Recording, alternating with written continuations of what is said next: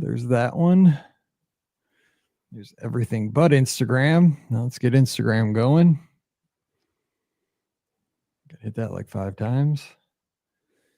Instagram is going. Hey, everybody. Happy Wednesday. Let's see. Yep, we got folks tuned in. All right, let's go to Facebook. Hit that.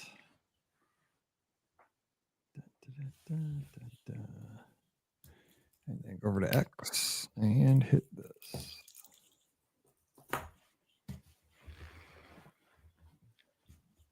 Wait, what happened over there?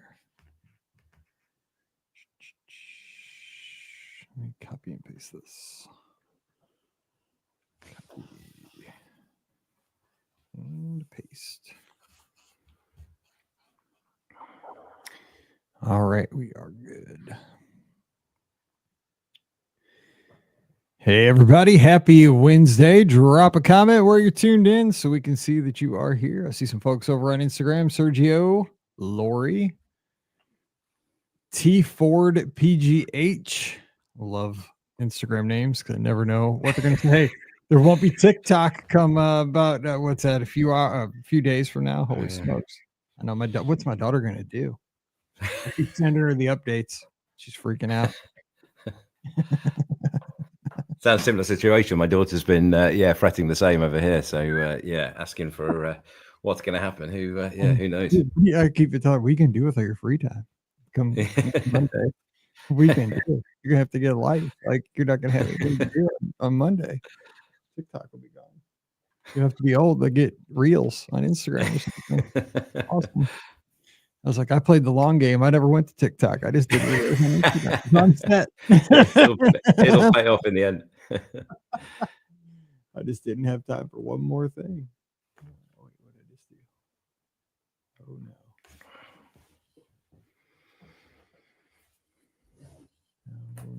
Hang on. Just hit something and you shouldn't hit that.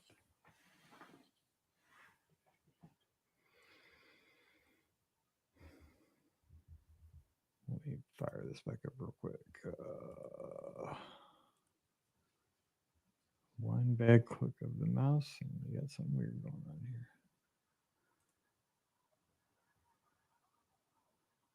What is this?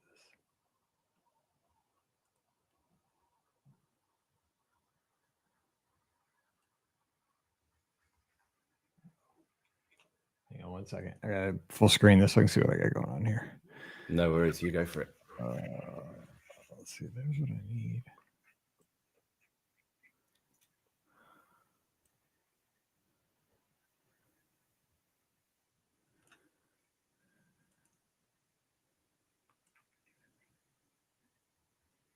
I have no idea what that is.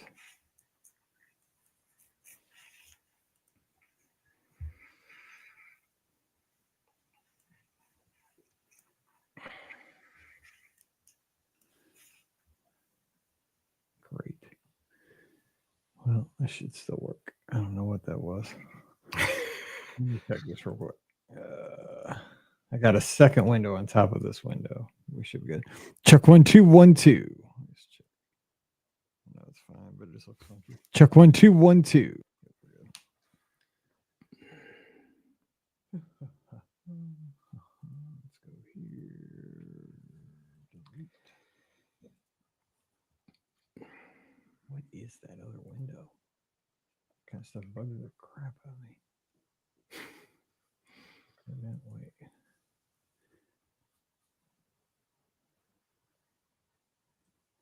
I don't know why they got to make programs like Audition so dang confusing. All I want to do is record a podcast. I don't want to like compose like a symphony. Seriously. How about do they keep kind of updating it and changing it all the time, or constantly?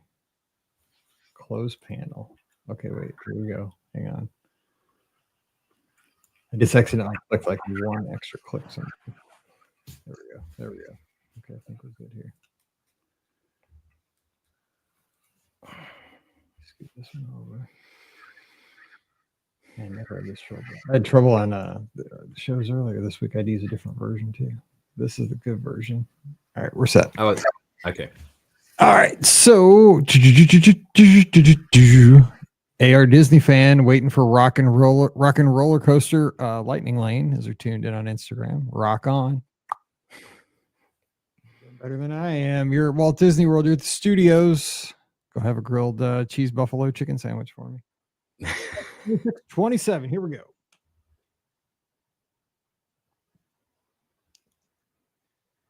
Welcome to episode 2627 of the Be Our Guest Walt Disney World Trip Planning Podcast. I'm your host, Mike Rallman from BeOurGuestPodcast.com and one of the senior agents over at the Magic for Less Travel. Happy Monday to you and happy MLK Day here in the United States of America. Always a great day to reflect on coming together and always seeing the best in each and every person around you and realizing that we're better together. That's kind of how I always think about things. And, this is one of those days that I really do kind of miss teaching, where we always discussed, had the MLK speech there in Washington, D.C., and talked about MLK's dream that we could all rally together to make the world a better place. And I think today's a day to kind of stop and just think about that here, wherever you are in the world, because I think that's one of the great things about the Disney community is that we get to meet people from all around the world. I think I talked about this story last week on the podcast, and it was an epitome of kind of that when I got to sit down with a family from Japan while I was having my fish and chips in the UK on that beautiful Friday. I was sitting solo at the table. Bam, a mom, a grandma, and a little daughter sit down with me at the table, and we just all kind of rally together. So that's how the world should be. And let's hope that that's how it can be moving forward. So hope you're having a great MLK Day here in the States. And we're going to step outside of the United States today and head over to the UK with listener Dave. Dave, happy Monday. What's going on? Great to be here, Mike. It's big fan of the podcast, have been for the last couple of years, and it feels quite surreal to be talking to you directly. So thanks very much for having me on. It's a real treat to be here. Let me tell you, you're staying up late. We appreciate our UK listeners who do stay up late to record these Monday podcasts. That's going the extra mile. So I appreciate you so very much. And just let me ask you, how are things going here in the new year over on your side of the Atlantic? Yeah, good. Thanks very much. It's been pretty cold here for the last week or so, but seeing some of the pictures you've been posting, I don't think we've had a light dusting of snow over here, but nothing like you guys have seen. But no, things are good. Thanks. I think it's that start of the year. I love Christmas so much, so it's always a little bit of a kind of post-holiday blues, kind of easing into to the new year. But that said, whole exciting year ahead, and lots going on. So things are good. Thanks. Yeah, we would get along really well because I'm a big Christmas guy, and if I didn't have marathon weekend to look forward to, like right after Christmas, I'd be in a funk. I think there's probably a big crossover, isn't there, between Christmas fans and Disney fans? I guess I think just finding the kind of joy and the magic in things. I sense that from the Discord recently. It's kind of there's clearly that kind of love of celebrating the holidays. It makes sense, I think. I will say that let me just take a second to plug the Discord. So if you're not in the Discord, it's like a live chat / message board where you will find kindred spirits. If you're listening to the show, big Disney fans, but we also just kind of rally together and talk about live, share pictures from the Disney destinations. We talk about where we're from in the world. BeOurGuestPodcast.com/Discord. No signups, no cost, no anything like that. It's just fun to hang out, but you're exactly right. I mean, I call it like the Cheers. It's like you just drop in anytime you want. I keep it open on my second screen here in the office all day, all night. And, who knows what we're going to be talking about? Somebody's got a question. Boom. It's like the live show, the Wednesday show, but it's 24/7, 365. There's always going to be an answer within a couple of hours. And you're right, though. I think Christmas fans kind of crazy sometimes with all the lights and the ornaments and all that. But I mean, Disney fans, we have like our outfits picked out, our meals picked out 2 months in advance. We know what shoes we're going to wear, special shoes for the theme parks. We all know that, it's parallel universes, definitely. So great point there. I mean, it's a thing. So let's get to know you a little bit like we do here on the Monday shows, because it's great to meet you here. But what's your background with Disney, and especially considering that you're over in the UK, but your wife has actually some connections here to the Midwest, actually St. Louis, I believe, too.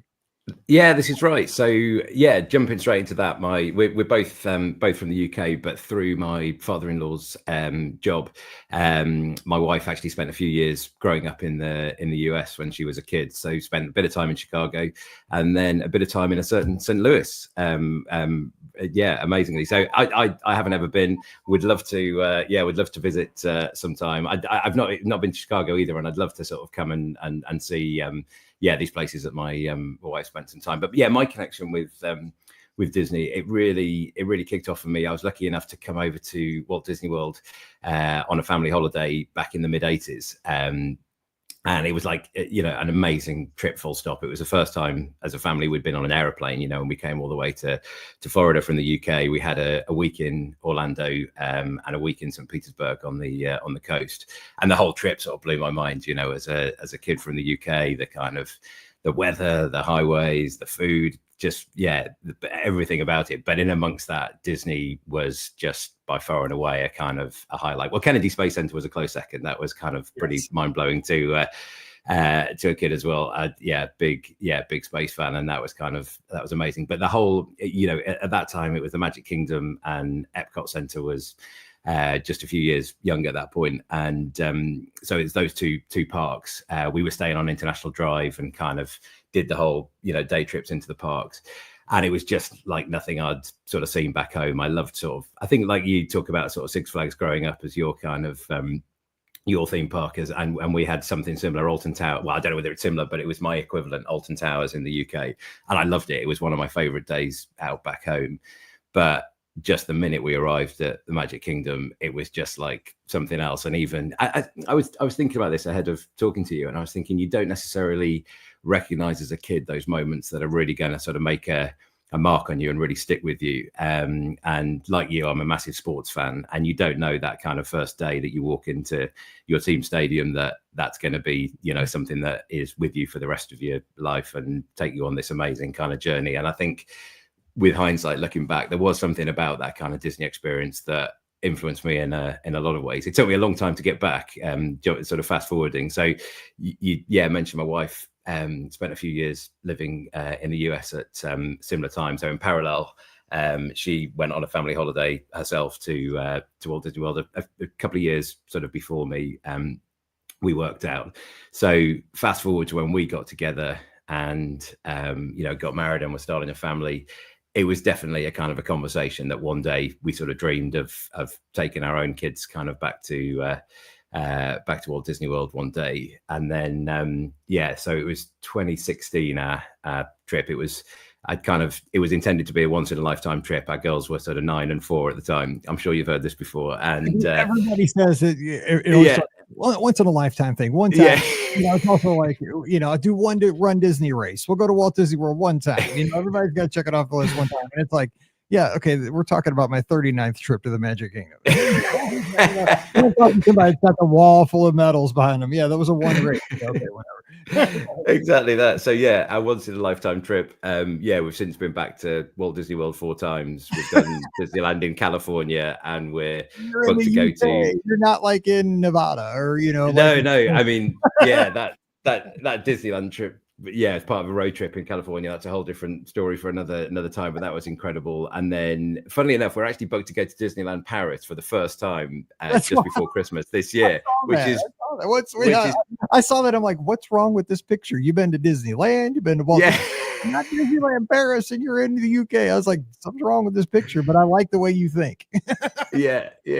And I think, we'll go into. I think it's part of Walt Disney World that we absolutely love is just the scale and the size and the resorts and everything. So that's a huge part of it for us. I think we've worried that we might be underwhelmed by Disneyland Paris, but we're super excited about the trip we've got lined up, and it's the first time we'll have been in the Disney park during the holiday season. So that's going to be amazing. But that's a little bit of a brief backstory. It's I think for me, it's really about the resorts and the parks and that kind of the whole Disney bubble and the scale of it. Certainly, just the attention to detail and that kind of I've not been anywhere else like it. And when you find that sort of that joy and magic in something, especially kind of going back as a family and taking our girls, when you have that shared shared enjoyment of something as a family. It's a pretty amazing thing, isn't it? And you kind of you kind of get hooked.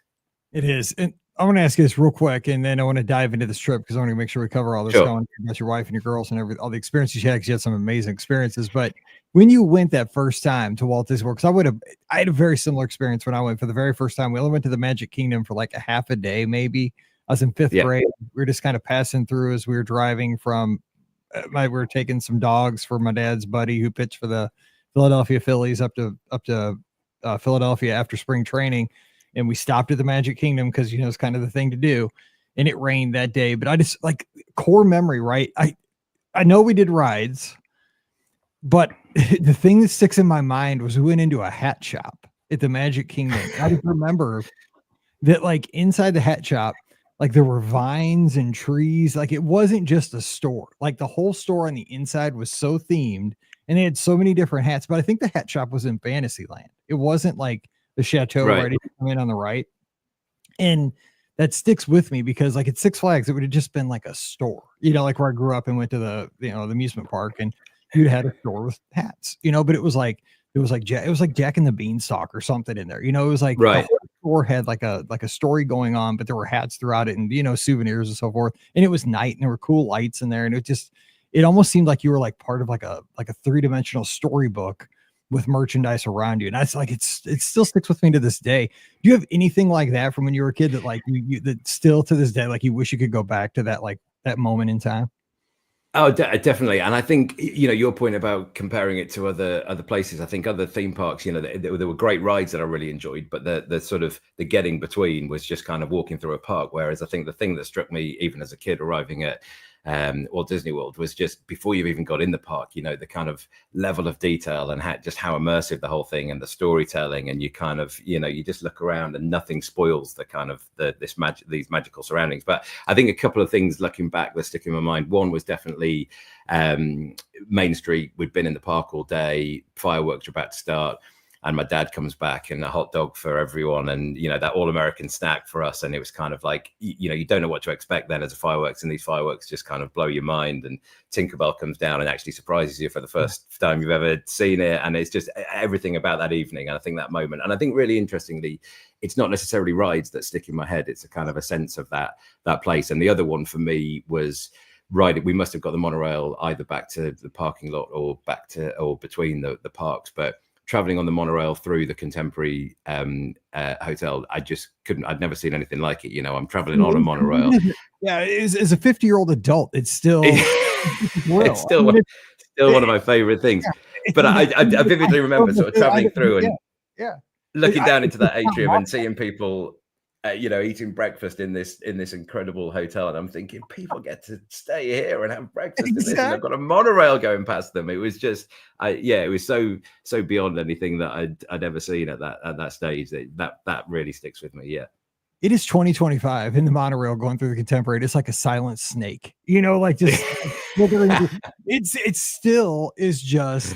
I mean, I'm sorry. I know that thing's been going since 1971. I don't care. Like that stuff is still amazing to me. I know some people probably don't give it a second thought, and I hate that for people.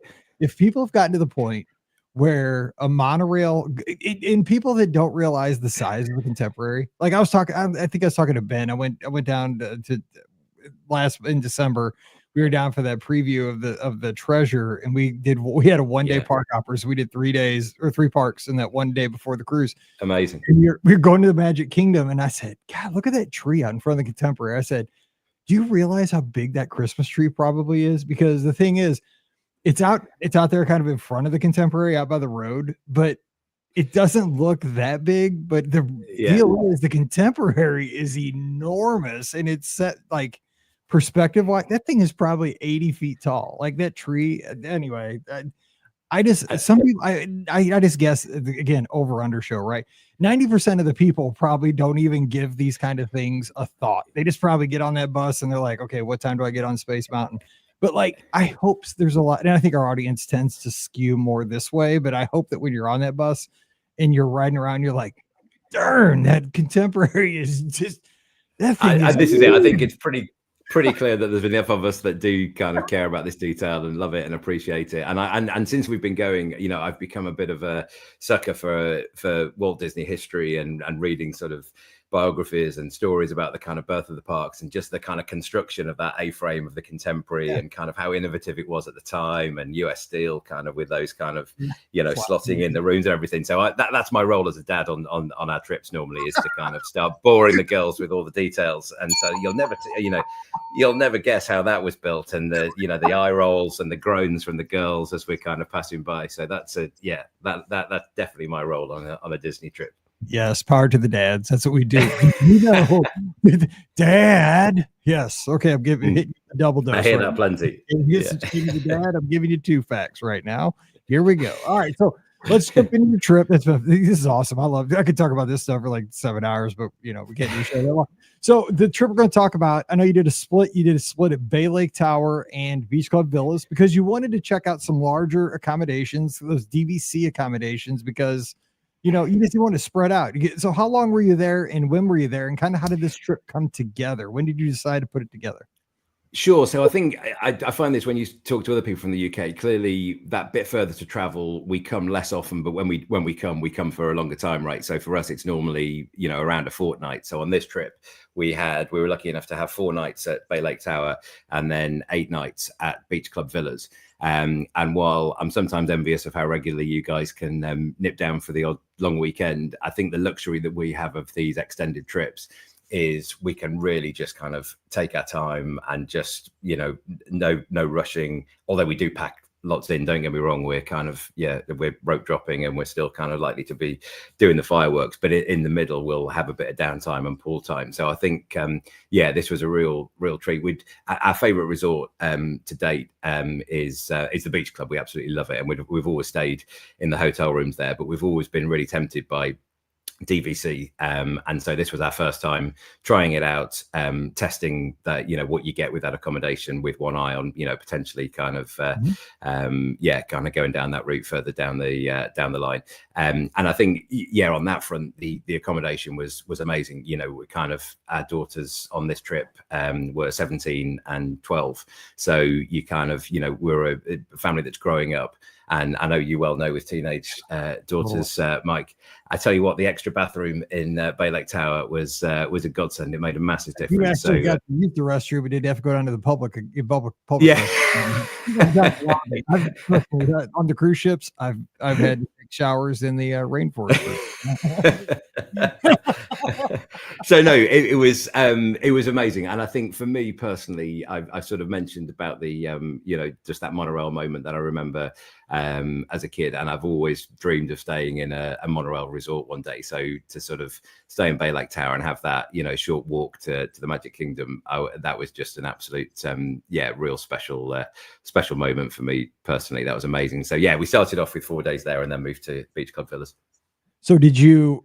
And I'm sure you did. I mean, I don't know why I'm asking this question, because this is so fun. This is why I love the Disney community, right? Because we've literally just met on this call, but I feel like we've known each other already because girl dads, we're Disney guys. Like we should be sitting at Casey's. Sports guys. You a chili dog. I mean, because it sounds like that's your jam. I mean, come on now. We should be watching fireworks and eating a chili dog. So this was it. First day. I mean, our journey out there was an absolute dream. So we don't even need to get up early here, get to the airport in the UK. It's kind of 8-9 hour transatlantic flight, but all went like clockwork. Kind of got out the terminal in no time at MCO, jumped in an Uber. We literally checked in on the dot at 4 o'clock, room ready at Bay Lake Tower. So we've woken up in the UK, had a lovely flight out. And we were quick turnaround in Bay Lake Tower, and I checked with the photos ahead of this call. We were inside Magic Kingdom at 5:30 in the afternoon. So we've just like this complete transformation, leaving the UK behind, and we're in a happy place. And talking of hot dogs and Casey's Corner, we straight to the People Mover first ride of the day on this trip. But then we took in a couple more attractions, but it was just about the being there. And then we grabbed hot dogs, and you've got that table, you're looking at the castle, and we're probably just running on adrenaline at this point, because it's probably, for us, it's 1 or 2 a.m. in the morning or something. But yeah, you're hardly going to feel tired when you've just arrived in the Magic Kingdom for the first time. We won't tell Scott that your room was ready and you came all the way from the UK. No. He will be fired up because his room is never ready, like until 9 o'clock. I hear his regular complaints, and I feel for him. Yeah, We weren't so lucky when we got to Beach Club Villas, actually, but with Bay Lake Tower, we were super lucky. I think he may be watching right now, and he'll be like, "Dang, they came all the way from London, and his room was ready, and I can't ever catch a break on my room being ready. I'm changing clothes in the parking lot at Fort Wilderness to get ready. I'm going to a party that night." No, that's funny, but I mean. So when you were at Bay Lake Tower, though, did you make a focus of like Magic Kingdom days, kind of Magic Kingdom Epcot, and then? But I mean, you're going over complete to villas, so then you had Epcot Studio. But you had so much time. It didn't matter. This is it, because we had the luxury of that kind of the time at an Epcot resort, and being able to walk into International Gateway and round to Hollywood Studios. We really decided to focus on Magic Kingdom, and we, in those first few days, we headed over to Animal Kingdom, Disney Springs, but we were saving Epcot and Hollywood Studios for later in the trip. And I think, like you talk about always going to Magic Kingdom first. For us, if we're traveling that far, and it's always kind of a couple of years between trips, and just arriving, and whether it's the first time we've done it on the first day, it's normally the sort of first full morning, but it's got to be Magic Kingdom first. But what we really decided to do this time was taking the fireworks from the resorts all around the monorail, because we had the luxury of 4 nights there and knew that we had the rest of the stay, and we hadn't had the chance to do this before. So on our first night, we watched the fireworks from the viewing deck at the Contemporary on the 4th floor. That's which awesome. Was amazing. It was fantastic. You got the monorail coming over you and the music being piped in, and we're on our last legs at this point. I mean, we just about managed to get through the fireworks, and then we could kind of just stumble back to our room and collapse. And then jumping ahead, we then planned to do the second night watching them from the beach at the Poly, and that was incredible, which I'll come back to in a minute. We then did the third night. We had a reservation at Narcoossee's, so we were able to watch the fireworks from there. And then our last night in Bay Lake Tower, we're inside the park, right in front of the castle, taking them in there. So that was very much a focus of really embracing this monorail resort stay, and really kind of squeezing the value out of that. The fireworks from the beach at the Poly for me was a real highlight of the trip. I absolutely loved that. I think we all love the fireworks as a family, find it so kind of exciting and emotional, and it's just a wonderful thing. But there was something about how relaxed it was, frankly. We didn't have to get there early and stand in a crowd and kind of have that mission. We were just, it was so leisurely, and you're in this lovely environment, and you don't get the projections on the castle, but you've still got the music. The girls are sitting down on the beach, they've got a cookie, me and my wife, now we've got a cocktail, and it's just, I mean, it doesn't get much better than that, does it? So that was a real, because this sounds way too good right now, and it's freezing outside here. Right now I need to, listening, like I need to be back on the Polynesian beach, right? Drink. Yeah, exactly. And you're doing it outside California Grill. Oh man, killing it.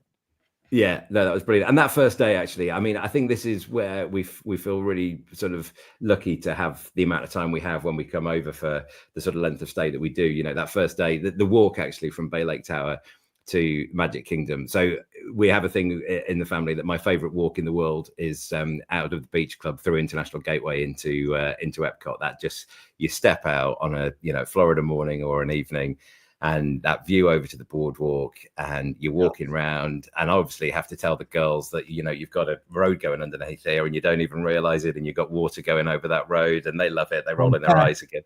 Yeah.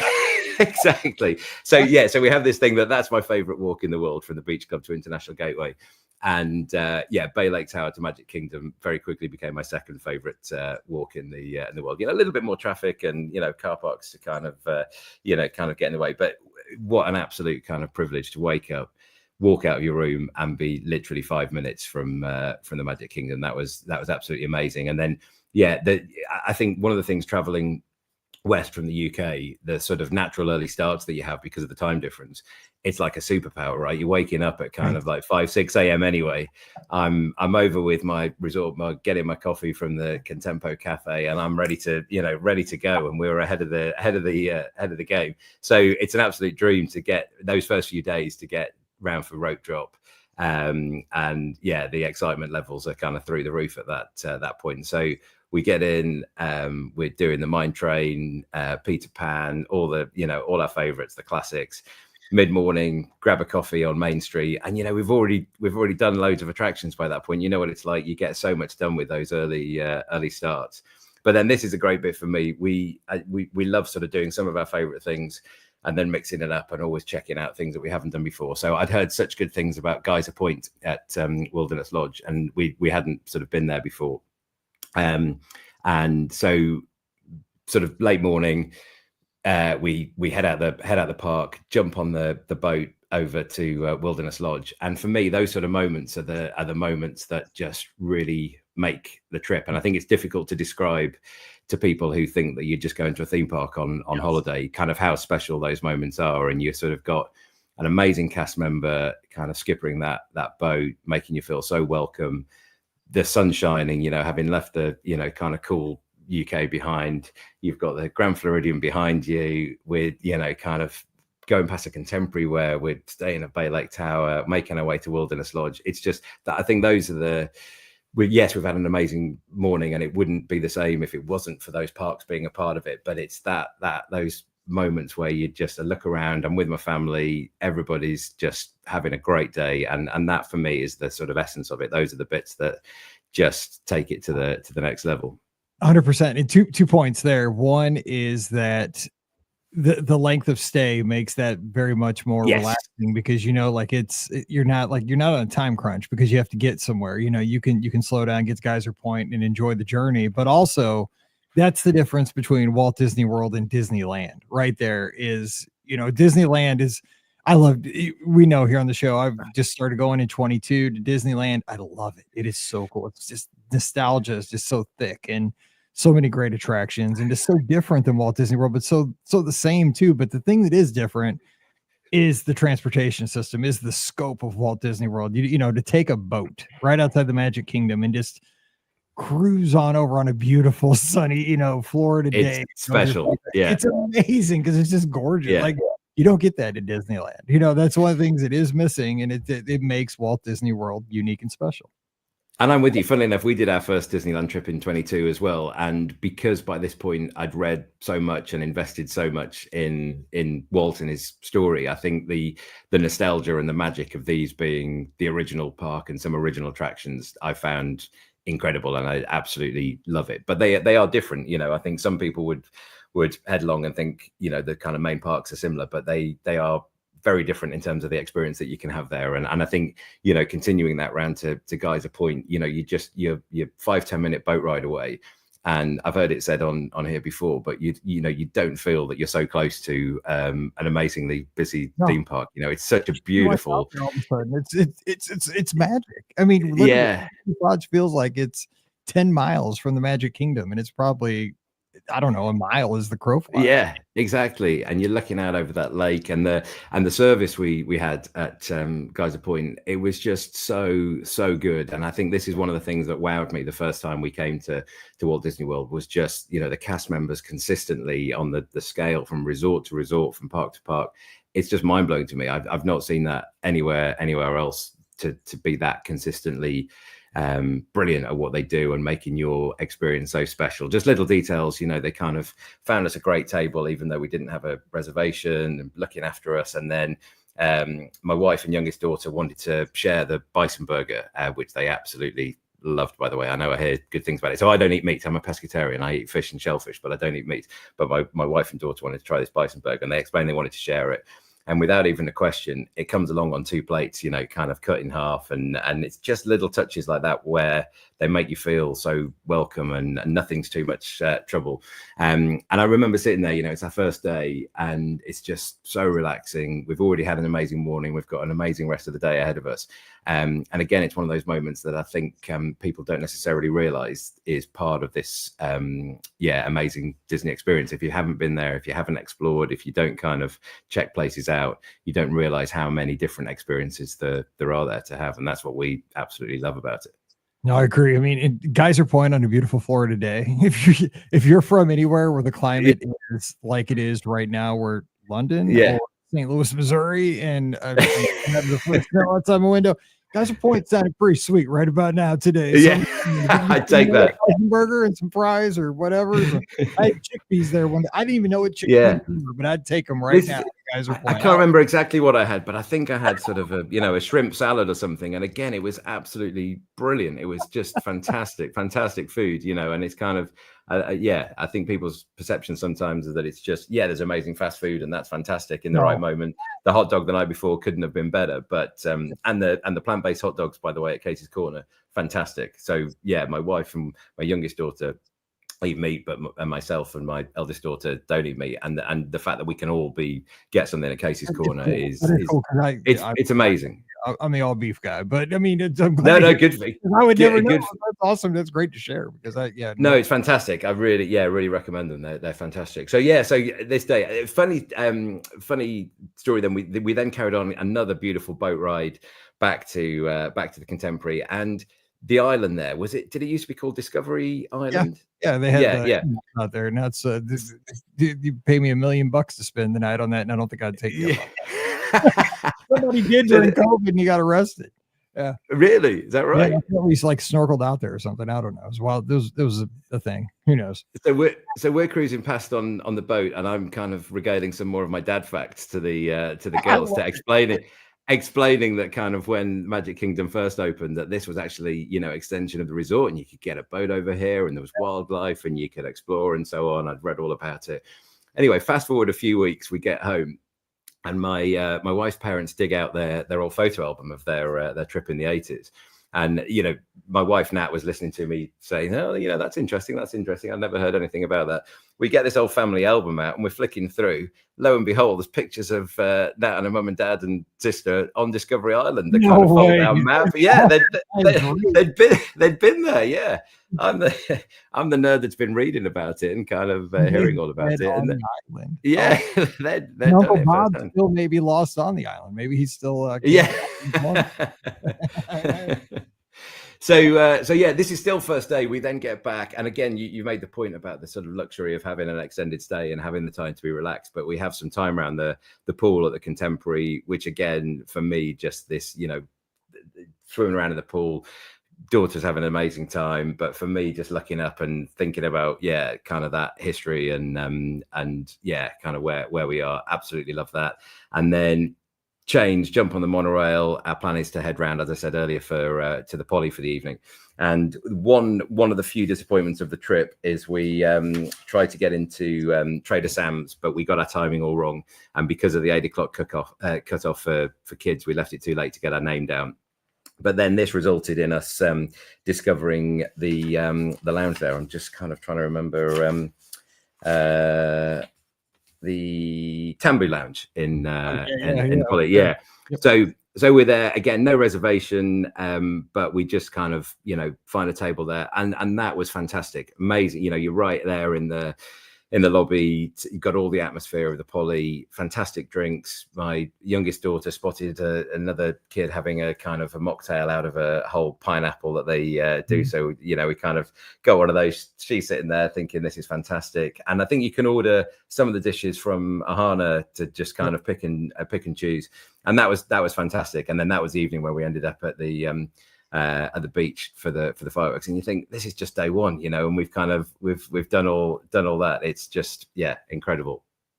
So if we only have like 25 minutes left, I know. Sorry, yeah, I'm not going to do it day by day. Don't worry. That was just I want to get all this in, but let's hop over to Beach Club Villas for a second. Sure. Because, once you guys moved over there, was there? I mean, it's kind of hard to compare accommodations, but did you feel like, were you missing being back at Bay Lake Tower because of, there is a magic to being on the monorail loop, right? You're right there, but you're also in proximity to Epcot. You got all that great dining. You got Crescent Lake. You can walk to the studios now. I mean, it's different, but it's not better or worse, right? Yeah, that's it. I love the variety, and we absolutely loved being on a monorail resort. But for Nat and the girls, their happy place is the beach club. It was the first Disney resort we stayed at. Every trip since we've stayed there, at least part of the trip. I don't think we'd be allowed to go without part of the trip or the majority of the trip being at the beach club. They absolutely love it, and I love it. We love the theming. We love the location is just incredible, right? You know, just being able to walk to two parks and then the Skyliner. I mean, yeah, that's kind of first ride of the day. That's just and yeah, we absolutely love everything about it. So we feel like we're at home when we get back to the beach club. I was listening to you a week or two ago, and a few of you guys were saying you prefer the yacht club to the beach club, and I kind of, you know, can completely get that. But for us, we are absolutely a beach club family, and it's funny because it's not, you know, not a huge amount of difference, but it's just honestly, I think it's completely really it's all it is. Yeah, and you're a fraction closer to International Gateway, so that'll do for me. And the yeah, you so are. Yeah, no. Trust me, I saw it a lot this weekend. I'm sure. Yeah. Yeah, I saw your roots. I'll tell you that. Yeah. So no, the beach club is absolutely amazing. And in terms of accommodation, so the difference is that Bay Lake Tower was due a refit, I believe, when we were there. So it was kind of more at the tired end of the kind of interiors, whereas the beach club had just had refurb in the villas. So the feel of them was amazing. I think my only observation would be the layout of Bay Lake Tower. Having that second bathroom made a massive difference for us. And I think considering the kind of footprint, considering the scale of the we had a 1-bedroom villa at each, and considering how much space there is to play with, it seemed bizarre to me that they hadn't made a separate sort of a second shower room in those spaces, because I think realistically, you know, they're set out like 2 bedrooms by the time you've got the kind of the bed down in the sort of living room area. So yeah, for us, I mean, it was still amazing. We absolutely loved it. It was such a kind of an amazing luxury, having loved the beach club on a number of stays, to be staying in one of those villas was absolutely, yeah, incredible. But the real icing on the cake would be if you just had an extra bathroom in there, I think. But that's being picky. No, but I think, you know, those were built long time ago, and now they're thinking exactly. Like when they're building these units, like when they built Bay Lake Tower, like people really appreciate an extra bathroom. You know, like, and so now I think moving forward, all these things will be kind of. I'd be amazed if that isn't part of what they do with new builds. Yeah, but no bathroom too. You know, come on now. Yeah, we need to get in there. You know, we're never getting in. So let me ask you this too. So just real briefly, but your girls, you know, you said 17 to 12, right? Yes. Yeah. How much input do they have as far as the overall planning, or do they just kind of go with the flow because you know? I mean, you're super dad, but do they plans, or how's this go? No, it's a very good question. And funny enough, one of the questions we get asked in recent years is Gracie, our eldest, that people are kind of like, and does she still like going? You know, and it kind of, because I think fair question, because Mallory, you know, it's you know, she's a high school cheerleader, you know, she's got 100 other things going on, but she's a Disney fan too. Massively. And I think this is it. I think certainly in the UK, the perception is often that it's kind of for young families and young kids. And I remember us rocking up the first time and looking around and thinking, oh, hang on a second, it's anyone and everyone. And that's kind of part of what's amazing about it. And you see multi-generational trips, and you see honeymooners, and you see retired couples, and you see the kind of, you know, proud granddad with the whole kind of, clan sort of behind them. And I think the truth is, both of our girls, there's not a holiday in the world that they would prefer to do than a Disney trip. They absolutely love it. And it's not about the kind of, you know, back in the day, it was about the princesses and the rides and the attractions, but actually, you know, for our eldest, it's about Disney Springs and the shopping and the kind of dining there, and the kind of, and just the magic and the excitement throughout the whole thing. So in terms of your question about the planning, we are absolutely a family of planners. We absolutely love it. And, you know, even before a trip is planned, we're already thinking about dining options. And then once a trip is booked and planned, we'll start putting the spreadsheet together and plotting out where we're going to be when. And we, you know, for us, that is a big part of the joy. So we'll go out for a Sunday walk as a family, and we will love comparing notes on where do you want to eat, where do you want to try this time, have you read about anywhere new? And, you know, kind of the difference with, you know, my older daughter now, she'll be kind of telling me about Disney news that she's seeing on TikTok or Instagram or wherever, and it's kind of just that buzz and and involvement. I think the truth is that me and my wife do the detail and kind of absolutely put it down, but it's very much a shared family kind of project and passion to kind of think about what we want to do. One thing that struck me on this trip actually is that we are complete planners and we love that, but it's often the sort of the spontaneous moments and the kind of the chance moments that become the kind of the most memorable. And it struck me on this trip that I think for me personally, everyone's different, but for me personally, I think by doing so much planning, it actually gives more opportunity for those spontaneous moments, which might sound contradictory, but because I know that we're going to the places that we want to eat and we're going to fit in the attractions that we want to go to, and we're going to go to the parks on the day that we want to go to, that just means there's a level of kind of relaxation and enjoyment about the whole thing. And because of the amount of time we have, it just allows room to kind of breathe and just have these amazing moments where you're just sitting around the pool at Stormalong Bay, which is, phenomenal. And that's a big part of the beach club for us, is just having those afternoons. We might have an early start and a morning in the park, but then we'll come back and we'll chill out and we'll all just, kind of have a read around the pool, have a swim. And those moments are amazing because you know that you've got an amazing dining reservation that evening, or you've done all the attractions that you wanted to do in the morning. And I think one particular example of that at Epcot is we'd planned an evening where we ate at the newer Japanese restaurant, which was absolutely amazing. Shikisai, I think, excuse my pronunciation, but that was absolutely incredible. And we timed it so that we better than you, I promise you that. So. and actually that was, just to touch on that briefly, that was fantastic. We absolutely loved it. The service was impeccable and the food felt, I've not been lucky enough to go to Japan, but the food felt so authentic and different to kind of your regular Japanese restaurant. It was superb, absolutely brilliant. And again, just mind blowing to me that you've got that in a theme park, and you need to plan and you need to organize and you need to know where you're going. But if you put that little bit of care and effort in, these experiences are amazing. So we'd been there one night and timed it so that we came out and had the perfect spot for the fireworks. We'd loved that, knowing that we could then just casually walk back to the beach club. Wonderful. And what that meant is that on another night when we'd chosen to sort of snack our way around the world and grab some snacks from the kind of kind of food stands that were around there. And we just had this amazing moment where we didn't really sort of didn't plan to focus on the fireworks, but my wife really wanted to try this dessert from France. My girls always love to get a funnel cake from the US. And we just sort of divided and kind of planned, you go there, you get that, you get this. I really wanted to get a particular beer that I'd read about from one of the stands that part of the evening. And we all just kind of met up and just happened to be in France, just on this bench that we'd become a favorite little spot because it's so close to the beach club, and we'd have a crepe on there a couple of mornings during the trip. So it'd become a nice kind of little regular place. We all met up there, and it just happened that the fireworks were just about to start. And rather than needing to kind of rush and be on the rail and have that kind of, position where we've been standing, it was just there. And I think it was one of my favorite fireworks moments, because we were all just kind of in the moment. We'd got a snack or a beer that we were really kind of wanting to sort of savor and enjoy. We were together.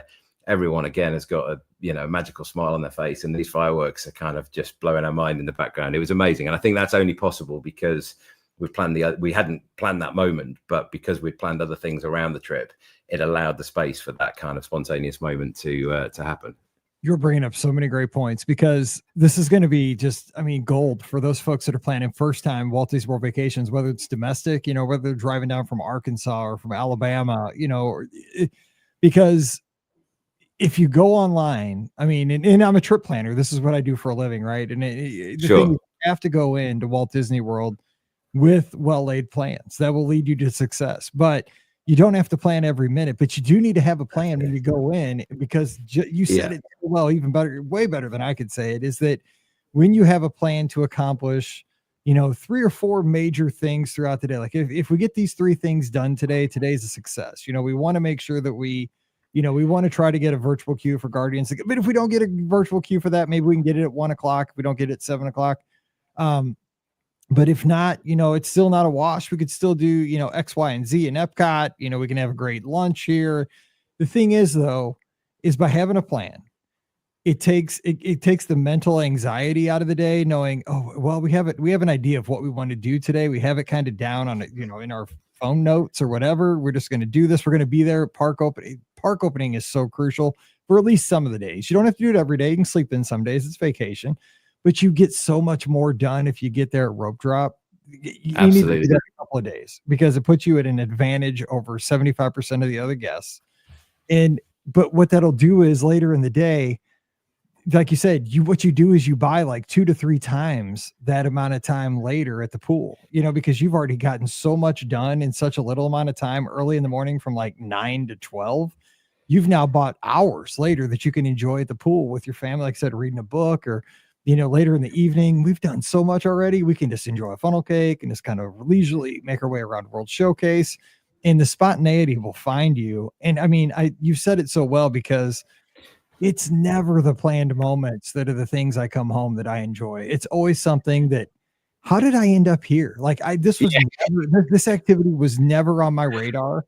Like I didn't plan to go to this quick service restaurant. I never even thought about going to this quick service restaurant. I never thought about having this snack.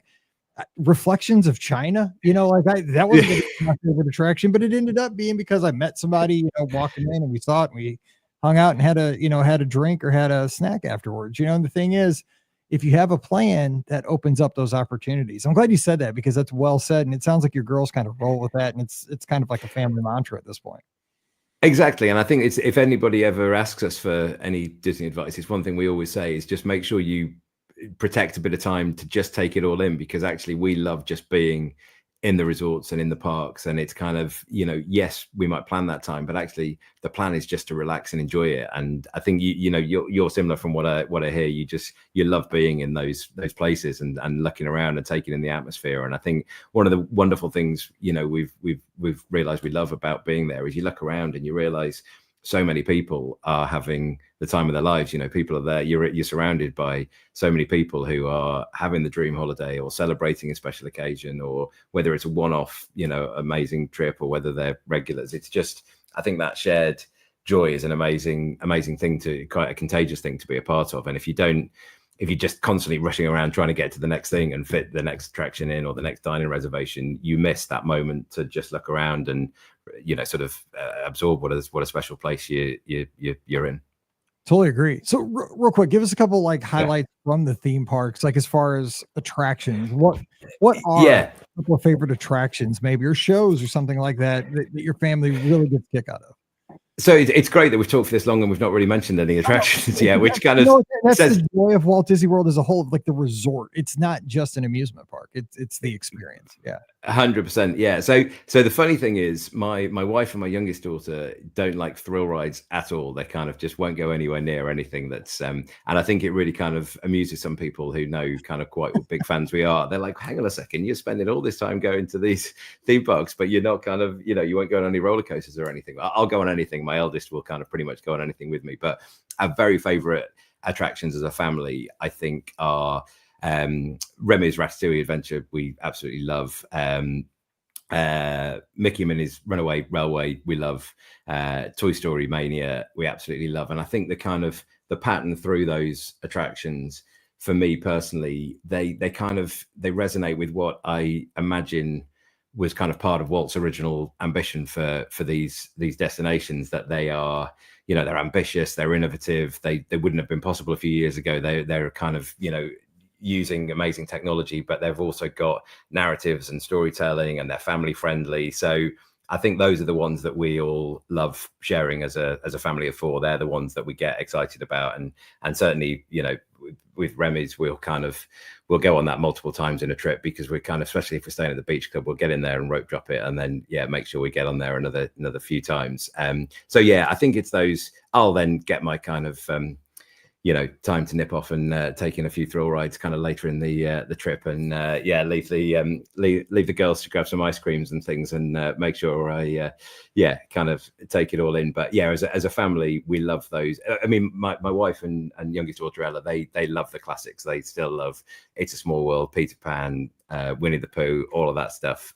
Even though Ella's now growing up, I think there's that nostalgic element. They loved them when she was tiny, and that kind of sticks around and means something, doesn't it? I think we all have that nostalgic connection, and I think it's interesting. The trip certainly changes as the family gets older, and we go in there as kind of quite a grown-up family. So I think kind of some of those moments when the kids are tiny, me and my wife, miss Enchanted Tales with Belle. We tried going on a recent trip, and our girls are just a bit like, "What's this all about?" And we remember when they were kind of caught up.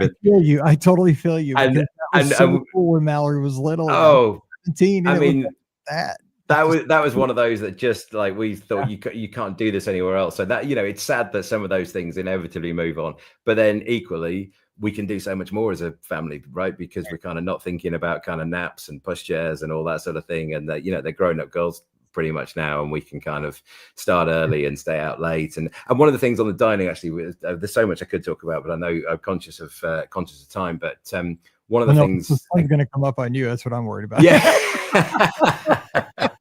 One of the things I love about dining across the Disney resorts is just how you can eat so well, and it can be a really smart dining experience, and the food and drink and service can be really high end, and yet families and kids are always welcome. From our first trip when the girls were little, we discovered the boathouse on our first trip. I know that's one of your favorites, and it's one of my absolute favorites. And I love that you can go in there and we can get a great cocktail, and there can be fantastic food, and as a family, food is a massive part of our lives, and certainly a massive part of any vacation. And I love the fact that these places are all so family friendly. I think other places in the world, other cities, other holidays you could go on, and there would be places that you'd want to go, but you probably didn't feel comfortable taking kids. And it's amazing that you can live so well and have these amazing experiences, but everybody's so welcoming, inevitably, because it's Disney, right? And that's kind of what it's all about.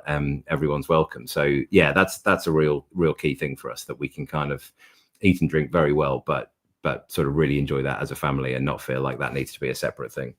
That's what you brought up, a lot of great points. But like with your 17-year-old daughter, like it changes from maybe back in the day. I remember, like it was Bibbidi Bobbidi Boutique with Mallory, right? I mean, what seemed like you're going to make me feel bad because we've never done that, Mike. I know you've done it a couple of times, but it's like she was in that prime zone when it first came out. Exactly. Right? I mean, it wasn't it wasn't quite as expensive back right when it started, because it was still at Disney Springs, like only, and it was in a Disney store. It was basically like in a back corner. It wasn't even like a big thing. Okay. It's like they had it, the World of Disney store in a back corner, and then kind of went to its own thing, and then COVID happened. Then it was in the Magic Kingdom in the castle. But it's funny though, because that's exactly right. Like you move through phases, and it's not better or worse, but I mean, that's like on these solo trips though, and you do see, because you see the little girl, I was walking through the castle just, last weekend when I was there after, just going to get, I was walking back to Gaston's Tavern because I was on a mission to get my cinnamon roll for breakfast. And, you walk right past where they have the Bibbidi Bobbidi Boutique set up now back in Fantasyland, and so girl walks out with her mom and her dad, and she's got the whole dress on, the sash, and the hair is all done, and blonde or whatever. And for a second you're just like, man, that was Mallory like 5 minutes ago. She just texted me, she's driving down the highway now and like going to cheerleading practice. I'm like, what happened? Like, how did that happen so fast? Yeah.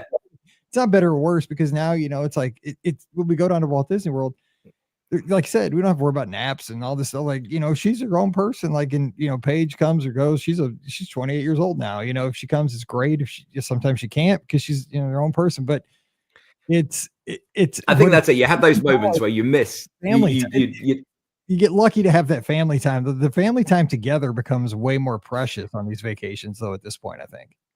You're absolutely right. And I think that's what remains the huge appeal for us, that as a family, it's something that we all love equally, and we all have our own sort of relationship with it. We all have an amazing time together when we're there. And I mean, you just can't beat that, can you? That's kind of what means that we'll keep coming back as often as we possibly can. But it's, those moments, you're absolutely right. When you look at the kind of, you sort of briefly think, oh, I remember when we're kind of that age, but yeah, it's not better, or worse. It's just different, and it evolves. And I feel really fortunate that we all still love doing it and want to do it, and hopefully can keep visiting. I agree. Okay, so closing out here in just a second, but let me ask you just a few like kind of quick fire questions. So sure. As a family, what's your favorite nighttime spectacular? Because you did, I mean, Happily Ever After 4 nights in a row to kind of kick it off. Yeah. Or do you have like Cosmic, Luminous, or what do you got? No, Happily Ever After by far and away. We absolutely, there's just something so special. And kind of nighttime spectacular in Epcot is a wonderful place to be, and it's relaxed. And I love, if you're staying at the beach club, it's amazing just to be able to walk back through there. Fantastic, we loved, and brilliant way to round off a day at the studios. But there's just something that kind of hits differently about fireworks in Magic Kingdom, and Happily Ever After especially. We absolutely loved it. I mean, we went back there on our last night of the trip, and we kind of got there early and got a really good spot, and waited at a time, and I was at the back and the girls were there, and it all finished, and they turned around and all of them just absolutely sobbing their eyes out. I was going to ask you, that was going to be my last question, but you just got me, because it's like, I mean, a trip that long and that special, man, it's hard to come to an end, right? But it sounds perfect. Yeah, it was the perfect way to round it off, and they're happy tears. It's kind of an amazing. Tears, man, it's hard to go home when you know that. But let me ask you this, because you're happy. I'm also a huge Happily Ever After fan, and I was reflecting on this because I usually don't stay out for the fireworks, because most times at Walt Disney World lately, it's usually for a race weekend, and with having to be on the bus at like 3:00 in the morning, it makes me want to see fireworks. So after the marathon on Sunday, I knew I wasn't going to run on Monday. So I was like, I'm staying until park closed. Magic Kingdom stayed open until 10. Fireworks were at 8. I was like, I am seeing Happily Ever After. I love the show. Because again, it's nostalgic for me, because when Mallory was younger, every night when she took her shower, in our bathroom is right off our living room. We have a kind of a small house here. So the bathroom is just right. I mean, it's like 7 feet from the couch and where we live. In her bathroom, she has one of those Amazon dots, that she plays Amazon or Apple Music on. And she would play the Happily Ever After soundtrack every time she took a shower. Like as soon as she got in the bathroom, she'd yell out for the thing to play the Happily Ever After soundtrack. And she would sing it while she was in the shower. I mean, for like a year. And she loves that soundtrack. And so like, I think it was like during COVID too. It was that weird time, like where it just takes me back to like the special time. Anyway, I love that fireworks show. And so I got to see that after. You're emotional, right? After you're stupid enough to run 26 miles and like your body. Oh my goodness. What a day. Yeah. Yeah. So I'm watching it. I had FaceTime Mallory from Main Street. I'm like, look where I am. I'm in the middle of I was standing right outside the ice cream shop. I hadn't had my ice cream yet. I was going to get it right after, because I was like, I was positioned. As soon as it lasted like a Tinker Bell flew, I was like right into there. But I like showed her like, look, I'm at the cat. She's like, yeah, Dad, I'm getting ready to go to a hockey game or something. I'm like, okay, well, you would have liked this, when before you're too cool for school. If you were here, you'd be liking it. But yeah, you're not. So I'm getting ready, but the thing is, I was thinking about this. One of the best things Disney did is that and rarely does Disney do this, but I will give them credit for this. They brought back Happily Ever After. Like they usually don't do it. Companies don't do this. I mean, not just Disney, but companies in general don't do an about face, because I think so many times they're scared to admit that maybe they made a mistake. And I don't know if they made a mistake or not, but when they stopped having Happily Ever After and had that Enchantment show, which I kind of liked Enchantment. I didn't hate on it. I thought it was a decent show, but Happily Ever After, there's something about that show. It is rock solid. That show is so good. It's perfect for the Magic Kingdom. I mean, I completely agree. And I liked Wishes a lot. It's so good. I don't think we've ever not loved, that fireworks spectacular in the park in the Magic Kingdom. It's always a special thing. But I think Happily Ever After for us has really kind of really hits the spot. And if you'd have seen the tears strolling kind of down the faces on that last night, it's certainly hitting the spot, I think, for us. Yeah, my daughter always gives me a hard time. She goes, because when the Go the Distance part comes on, the trumpets come on, whatever that instrument is, the trombone. Dad, are you gonna cry? I'm like, shut up. I'm like, you run a marathon, you'll cry too because it hurts. Yeah. Like, you see me. I'm like, if you had a soul, you'd cry too. I'm just like, not a soul. That's what it is. It's a soul checker. Anyway, so what about okay, let me ask you this about your girls. Like, if your girls could pick any restaurant to go to, not you, not your wife, but your girls, they get to pick 180R, like sit down restaurant. Where are they picking? Character dining would definitely play a big part for Ella, my youngest. So Cape May Cafe, breakfast with Minnie and Pels in our favorite beach club. That takes some beating, but just thinking. Whereas my eldest, we went to Summer House on the Lake at Disney Springs this time, and that whole kind of California vibe was really kind of spot on for that kind of age group, and we had an amazing time. And that's kind of one of those. We got a table out on the terrace overlooking the lake at Disney Springs, and the food again was fantastic. And I just to have that and it'd still be a part of the Disney bubble and part of the transportation to get you there and have an experience that is, again, just nothing like the parks or other resorts. It's just, it's its own thing. That was fantastic. So I think they'd be favorites. I'm definitely the character dining is still a big part of it for us. And I hope none of us grow out of that. I mean, I always have this thing that, I'm a dad, but I'm a big kid kind of, myself when I'm at the park, and I feel like I'm enjoying it on two levels. I'm enjoying it as the kind of the growing up and the dad, and taking that pleasure in my kind of girls having the time of their lives. But I'm equally just having the time of my life, itself. And when Goofy comes round, I'm going to give him a big bear hug and enjoy meeting them. It's fantastic. So that the character dining is still a huge part of it. Yeah, you sent me some pictures and they're awesome. Because before the show, like I was telling you, like I was like, you have to have a YouTube channel or like a internet channel, some kind of Instagram thing, because you're hamming it up at all these pictures. But basically, like, you guys are living your best life on this vacation. You have matching shirts. You were styling because you're a girl dad, right? It's you, your wife, your two daughters, and like that's why we go to Disney destinations, though. Like, you don't go there to be straight faced. You go there to be 100%. Yeah, it gives you the opportunity to get inside that bubble, and everybody is there to have fun. Everybody's there to be a kid again. Nobody's judging. That's the matching shirts is a funny thing, actually, because on our first trip, it wouldn't have even crossed our minds. And you get there and you look around and you think, hang on a second, we're the odd ones out here. We're the only ones without matching shirts. So kind of every trip since, that's very much a fixture in the planning to have the family family t-shirts. Yeah. Right. And I don't think we'd do that anywhere else. It's just kind of, it's such a kind of. I don't know. Do people walk around downtown London with matching?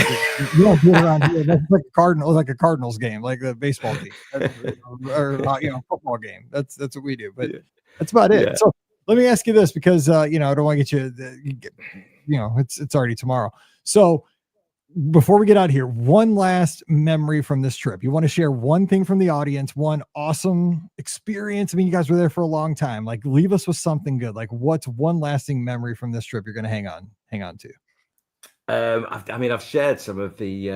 I tell you what. Coming back to, we came back one day to Bay Lake Tower, middle of the day. We'd had a great morning in the park.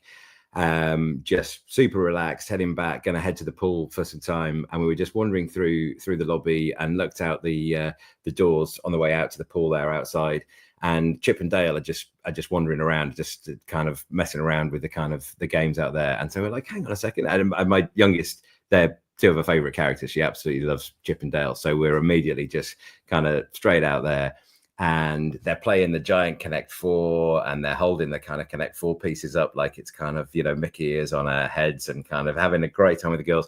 And I mean, it was just again, one of these spontaneous moments that I was talking about, where it's not about sort of planning it and queuing, and which can be great, and it's still a fantastic way of meeting the characters, don't get me wrong, but there was just something about the unexpected, and it feels like such a magical Disney way of doing things. I think that these characters just happen to be wandering through that lobby. And if you're lucky enough to be there in that moment, you have this amazing, encounter. And so we all then head off back up to our room to get changed ready for the pool, just killing ourselves laughing, just having the time of our lives. And it's just given that spark of magic to the day, that you don't get, well, I don't think you get many other places. So yeah, there's so many kind of highlights. We're lucky enough to go for a good amount of time. And I think there's multiple highlights every day, Mike. It's just, incredible. It is, I think about this often, when I'm back here in the office and, when I'm on the treadmill that, right now, we've done shows about this over the years, you can just say right now, Walt Disney World, somebody's stepping on a bus to go to the Magic Kingdom and they're about to have the best day of their life. Somebody sitting down right now at the summer house at Disney Springs, or they're getting ready to get a cookie from that. I've not had a cookie from that cookie bar that they have in there, that's the thing, I've been there so many times, but there's still a million things that I've never experienced at Walt Disney World. And that's the joy of it. There always will be new doors to go through. No, that is absolutely so true. I just on that, actually, I'm just trying to remember what it's called. It's Animal Kingdom, the animation where you can go and kind of draw along with an animator. That was something that we'd done for the first time. This was our fourth trip, and somebody had recommended it to us, and we jumped on that train and got out there. And what an experience that is with a kind of a Disney animator both my girls, my youngest especially, was just in her element, loves her art and loves drawing. And you walk away with something that you kind of, I was getting into it myself again, the kind of, big kid. But you've got a Disney animator who's an amazing kind of host walking you through that. And that was something that we did for the first time on this trip where, I feel like we spent so much time there, but you're absolutely right. You're always discovering something new. Well, I sure appreciate you staying up late with us, man. What a great way. It's been a pleasure. You've been all over Walt Disney World, but this show, has just been amazing for me because it truly shows the essence of what a Walt Disney World vacation is. It's about the family time, but it's about also getting around and having a plan. But like you said, it's the spontaneity. It's just about being a family and just letting. I say this to my guests a lot of time at the Magic for Less that, sometimes they get stressed about all the minutia of a Disney vacation because there's a lot, like when you're thinking about it, you got lightning lanes, you got ADRs, you got park out, you're thinking about, it's like juggling, like, like you're like the flame guy, the Polynesian guy that's juggling the flaming baton. That's my metaphor that I have in my head for somebody that's going into this. It's only been like never before or once or twice. Like it's a lot to kind of mentally try to get your head around. But the thing is with just a basic plan of what you want to go about, just let the vacation come to you. You know what I'm saying? Like know the park hours, know what time you need to get to the Magic Kingdom, and have an idea of what, 3 or 4 things you want to get done in that park that day. And then, you know what? You're at the Magic Kingdom. That's all you need to know. Like, there's going to be cheeseburger spring rolls. There's going to be a sweet cream cheese pretzel over in Tomorrowland. There's going to be a great cinnamon roll back in Gaston's Tavern. There's going to be ice cream on Main Street. There's going to be Mickey bars everywhere. There's going to be a parade that happens on Main Street at some point. There's going to be the Dapper Dans at some point. Like if you catch them, great. If you miss them, it's okay. There's going to be a million other cool things. Let the vacation come to you. And I think that's really what I got out of, you are such an experienced vacationer that and that sounds like what you guys did. Like you guys had a plan, you got a lot of things done, but you let the moments come to you so that you could enjoy the vacation with little stress. You guys just kind of embraced everything that came and it kind of came your way. 100%. Yeah. I think that'd be my one bit of advice. Like you say, it is a complicated thing. I think, especially your first time, there's a lot to get your head around, but just make sure you kind of protect that time to just take it all in, enjoy the moments and have that room to just kind of do things, spontaneously and soak it all up. All right. Well, it's great to meet you. And we'll have to have you back on the show. I'll talk again because this has been a ton of fun for me. So thanks for staying up late and I hope you have a great rest of the let's get through the winter here. Let's just at least get through. Let's do that. It's been an absolute pleasure to talk to you, Mike. Thanks very much for the chance to talk Disney. It's been brilliant to chat. Thank you. Absolutely. All right. Don't forget our show today brought to you by the Magic for Less Travel. We'd love to help you plan your next Walt Disney World, Disneyland, Disney Cruise Line, or Adventures by Disney vacation. Just check out all the details today over at themagicforless.com. Please also use our Amazon affiliate link when you shop online. That one extra click supports everything we do throughout the year. It's ourguestpodcast.com/Amazon. And thank you so very much to our Patreon supporters. You guys keep us on the air. You make this show possible. So a huge thank you to our Patreon supporters. You can support us as well.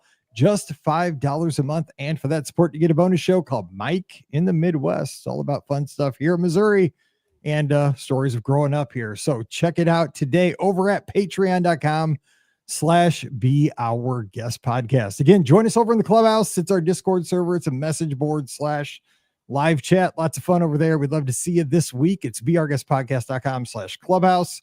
And we'll have a live call-in show this Sunday night, 7 o'clock Eastern, 6 o'clock Central. Your friend and mine, Scotty G, will join me. We'll open up the phone lines, take your calls on Facebook, YouTube, Twitter, Instagram, and Twitch. So pick your place. Same everywhere. Give us a call. Let's talk Disney Sunday night. We'll be waiting for your call. All right. So for Dave over in the UK, where it's already tomorrow, and it's probably the sun's probably coming up by now. I'm Mike here in Missouri, where it's still tonight. We're going to have a great show for you Wednesday. It's listener questions. But until we get to that show, hope you have a great week. So for Dave and Mike, let's get out of here. Stay safe, stay healthy, and we'll see you real soon. I got distracted there by I have love mode on the TV and green hair or something. I was like, what? It's like a haunted show or something. I don't know. That was weird. No, that was an awesome show. Woo, we killed it there. That was good. I like that. Oh, I hope that was okay, Mike. Yeah, I realize that it's kind of so much to I could kind of go on about, but I hope that made some sort of sense. That made tons of sense, and that was a great one. People are going to enjoy that, so I appreciate you staying up late, and I'll have this out for you Sunday night. Fantastic. Real pleasure to meet you properly, Mike. Thanks ever so much for that. All right, well, you have a good one, and if you ever need anything, just give me a yell. Will do. Cheers. All right, take care. All right, bye-bye. Thanks very much. Bye.